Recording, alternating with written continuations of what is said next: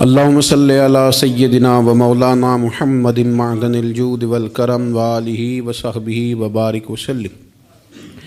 تمام تعریفیں اللہ تعالیٰ جل مجدہ الکریم کے لیے، درود و سلام نبی اکرم نور مجسم شفیع معظم آقائے کل ختم رسول دانہ سبل احمد مجتبیٰ جناب حضرت محمد مصطفیٰ صلی اللہ تعالیٰ علیہ وسلم کی ذات والا صفات کے لیے حمد و صلوات کے بعد، عزیز دوستو، بزرگوں اور بھائیوں، قرآن مجید نصیحت کی کتاب ہے، قرآن پاک تذکیر کی کتاب ہے۔ قرآن مجید انسان کے لیے سارے بند دریچے کھول دیتا ہے۔ یہ ہر انسان کے لیے ہدایت کا نور ہے۔ یہ وہ روشنی ہے جو دنیا اور آخرت کے ہر اندھیرے سے بندے کو بچا لیتی ہے۔ ایسی راہوں کا تعین قرآن پاک کرتا ہے کہ انسان محسوس کرتا ہے کہ اللہ تبارک و تعالیٰ نے اسے دنیاوی طور پر بھی بلندیاں دی ہیں، دینی طور پر بھی اعزازات دیے ہیں، اور رب نے اسے روحانیت بھی کامل عطا کر دی ہے۔ لیکن بہت سارے قرآن پڑھنے والے ہیں، بہت سارے قرآن سننے والے ہیں، یہ سارا فیض وہ کیوں نہیں لے پاتے؟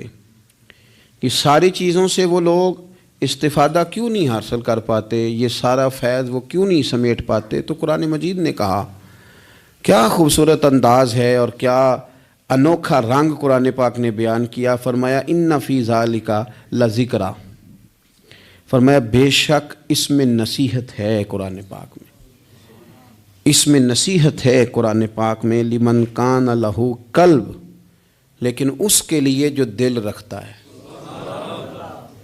اس میں نصیحت ہے قرآن پاک میں، لیکن اس کے لیے جو دل رکھتا ہے۔ ان فی ذالک لذکری لمن کان لہ قلب، اس میں ان کے لیے نصیحت ہے جن کے پاس دل موجود ہے، اور جن کے سینے میں دل ہی نہیں، پتھر ہے۔ جن کا دل تو ہے پر وہ دھڑکن سے خالی ہے، جن کا دل تو ہے پر وہ درد سے خالی، جن کا دل تو ہے پر وہ کیفیت سے خالی۔ پاک ہوویں تے پاک کی ملدا ہی، بن پاکوں پاک نہیں ملدا۔ سارے جسم دے تومن نالوں اکو ٹکڑا تولا دل دا۔ اور اقبال کہنے لگے، دلے بیدار پیدا کر کہ دل خوابیدہ ہے جب تک، نہ تیری ضرب ہے کاری نہ میری ضرب ہے کاری۔ اور فاضل بریلوی نے تو مشورہ دیا ہے، کہنے لگے دل کو کام لگا دو۔ حضور کون سے؟ فرمانے لگے دل ہے وہ دل جو تیری یاد سے معمور رہا، اور سر ہے وہ سر جو تیرے قدموں پہ قربان گیا۔ جو دل رکھتا ہے وہ قرآن پاک سے نصیحت لے گا، جس کے پاس دل ہے۔ اس کا مطلب ہے کچھ سینوں میں گوشت کا لوتھڑا تو ہے پر دل نہیں۔ ان کے سینوں کے اندر خون پمپ کرنے والی مشین تو موجود ہے جو دھڑک رہی ہے جب سے وجود بنا ہے، لیکن وہ دھڑکنے خالی ہیں۔ دل جب دھڑکتا ہے تو وہ کسی کے لیے دھڑکنا چاہیے، اور کسی کا درد ہو دل میں۔ اللہ تعالیٰ نے قرآن مجید میں فرمایا کہ میں نے دل دو نہیں بنائے، دل ایک بنایا۔ اس میں کہ کہیں یہ نہ ہو کہ دو دل ہوں تو ادھر کوئی اور ہو ادھر رب ہو۔ فرمایا نہیں، دل ہی ایک بنایا ہے، کوئی اور آ ہی نہیں سکتا، یا خدا رہے گا یا محمد مصطفیٰ رہیں گے صلی اللہ علیہ وسلم۔ دل ہی ایک بنایا ہے، اور دل ہے وہ دل جو تیری یاد سے معمور رہا۔ دل دھڑکے اور پھر وہ تڑپے، وہ کسی کے دکھ میں تڑپے، وہ کسی کے درد میں تڑپے، وہ کسی کی پریشانی پہ تڑپے، وہ کسی کی محبت میں تڑپے۔ اور جب وہ خوب تڑپے نا تو وہ تڑپ جو ہوتی ہے، کچھ زخم ایسے ہوتے ہیں جن کا مزہ آتا ہے۔ یعنی جب بعضوں کا زخم ٹھیک ہونے پہ آئے تو آپ اسے تھوڑا سا ہاتھ لگائیں تو وہ تھوڑا سا نا مزہ دیتا ہے۔ کچھ زخموں کا بھی مزہ ہوتا ہے۔ آتش کہنے لگا، وہ مزہ دیا ہے تڑپ نے کہ میری آرزو ہے یا رب، میرے دونوں پہلوؤں میں دل بے قرار ہوتا۔ میرا دل کرتا ہے دو دل ہوتے، میں ایک سے تڑپا ہوں تو اتنا مزہ ہے، اگر میں دو سے تڑپتا تو کتنا مزہ ہوتا۔ میرے دونوں پہلوؤں میں دل بے قرار ہوتا۔ عزیز بھائی، دل پر محنت، دل کی صفائی، 2 4 5 دن آپ غسل نہ کریں، مسواک نہ کریں، آپ کپڑے نہ بدلیں تو طبیعت پہ نا بوجھ بن جاتا ہے۔ اپنے آپ سے ہی بندے کو تھوڑی سی نا کوفت محسوس ہوتی ہے۔ تو اگر 4-5 دن 6 دن اسی طرح گزر جائیں تو پھر انسان محسوس کرتا ہے کہ یار یہ میں کدھر آ گیا ہوں. اب وہ جب گھر آتا ہے سفر سے لوٹ کے تو پھر وہ کپڑے نکالتا ہے تو کھانے سے پہلے غسل کرتا ہے, کھانے سے پہلے نہاتا ہے, کپڑے بدلتا ہے, مسواک کرتا ہے. طبیعت میری ٹھنڈی ہو گئی, اب ذرا مجھے نا میں فریش ہو گیا ہوں جی, اب میری طبیعت سے ہلکی پھلکی سی ہو گئی ہے جی میری طبیعت. اور میرے بھائی ظاہر پر تھوڑا سا گرد چڑھ جائے تو بندہ اپنے آپ کو فریش محسوس نہیں کرتا. تو اگر دل سارا حسد سے بھر جائے, بغض سے بھر جائے, عداوت سے بھر جائے, لوگوں کے بارے میں برے خیالات سے بھر جائے, کینے سے بھر جائے, تو کب انسان کو سکون آئے گا؟ کوئی بھی نہیں تنگ ہوتا آپ کے حسد سے. اگر کوئی معاذ اللہ کسی سے جل رہا ہے تو کسی کا کچھ بھی نہیں بگاڑ رہا. اگر کسی سے حسد کر رہا ہے تو کیا نقصان کر لیا اس نے کسی کا؟ اپنے آپ کو ہی جلا رہا ہے, اپنے آپ کو تکلیف دے رہا ہے. اسے مل مل کے دھو اپنے دل کو. اگر یہ صاف ہو گیا تو تیرا وجود ہی ہلکا پھلکا ہو جائے گا, تو خود سکون میں آئے گا. اسے مل مل کے دھو, مل مل کے اس کو صحیح کر کے صاف کر.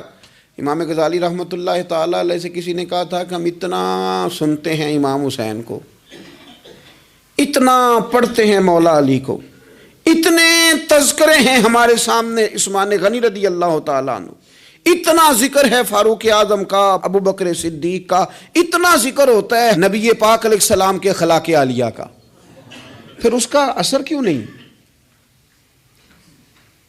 پڑھتے ہیں, سنتے ہیں, بیان کرتے ہیں, کہا جاتا ہے, سنا جاتا ہے, پھر اس کا وہ اثر کیوں نہیں؟ وہ طبیعت پہ چیزیں نقش کیوں نہیں ہو رہی؟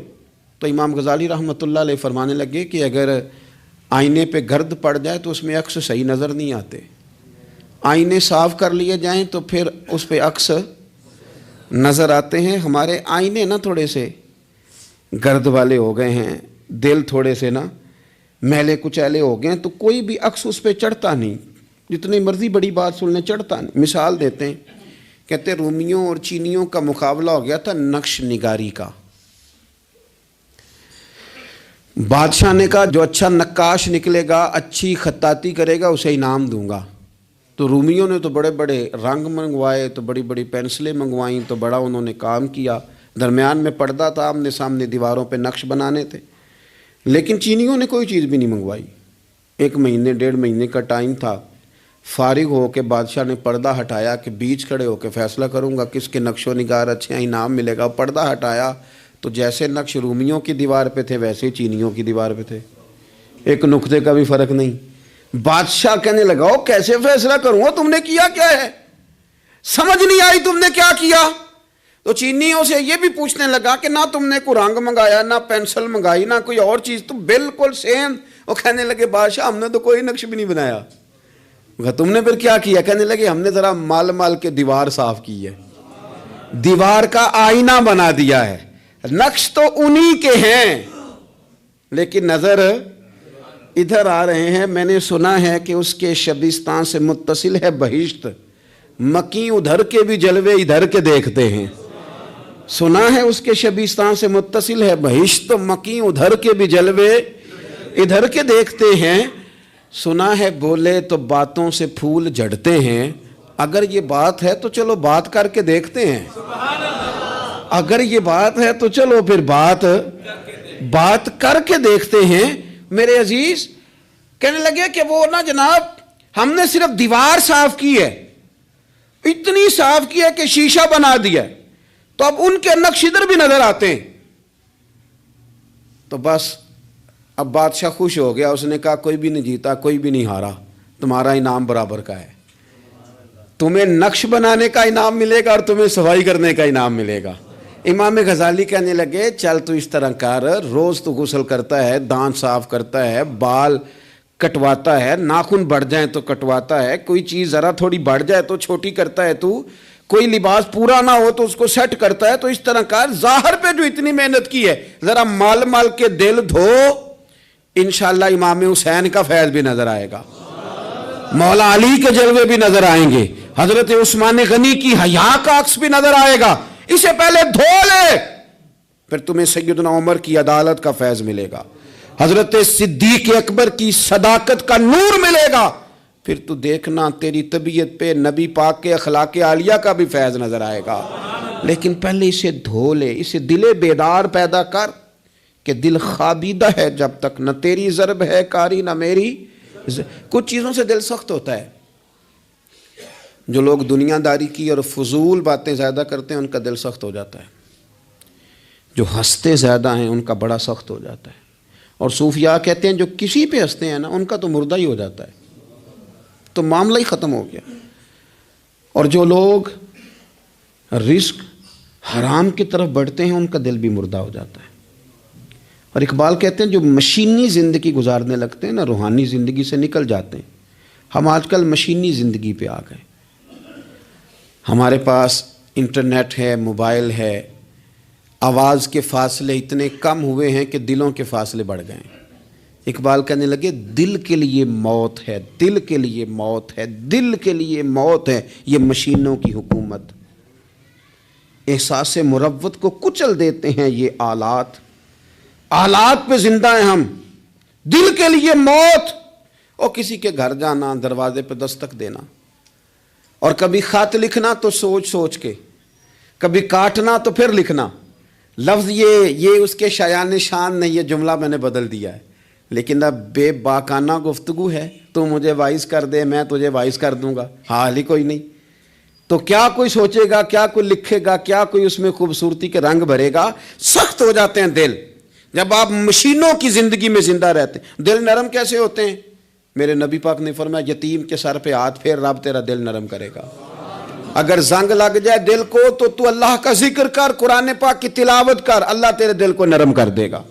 اور پھر فرمایا کہ اگر دل سخت ہو جائے تو موت کو یاد کر، تیرا دل نرم ہو جائے گا۔ اچھوں کی صحبت اختیار کریں تو دل نرم ہو جاتا ہے۔ قبروں کی زیارت کریں، جائیں کبھی اپنے شہر کے قبرستان میں، غور کریں کہ وہ چودھری صاحب لیٹے ہیں، یہ علامہ صاحب لیٹے ہیں، وہ فلاں بہت بڑے افسر لیٹے ہیں، وہ دیکھو وہ میرا عزیز لیٹا ہے۔ وہ ہارون رشید نے کہا حضرت داؤد تائی سے نصیحت کر دیں، تو فرمانے لگے باپ کدھر ہے تیرا؟ کہا حضور قبرستان میں، اماں قبرستان میں، دادا نانا بڑے بھائی سب قبرستان۔ فرمایا میں کیا نصیحت کروں؟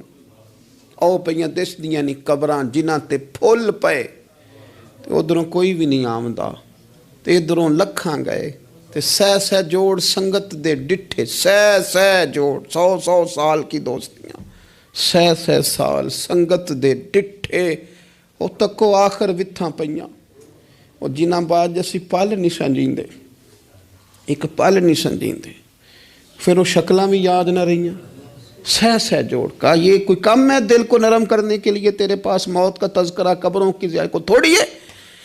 یہ چیزیں دل نرم کرتی ہیں، یاد نرم کرتی ہیں چیزیں دل۔ سختی طبیعتوں کی، مزاجوں کی سختی، دوسروں کے بارے میں ڈاڈے جذبات، ہمارے رویے ڈاڈے، ہماری طبیعتیں سخت،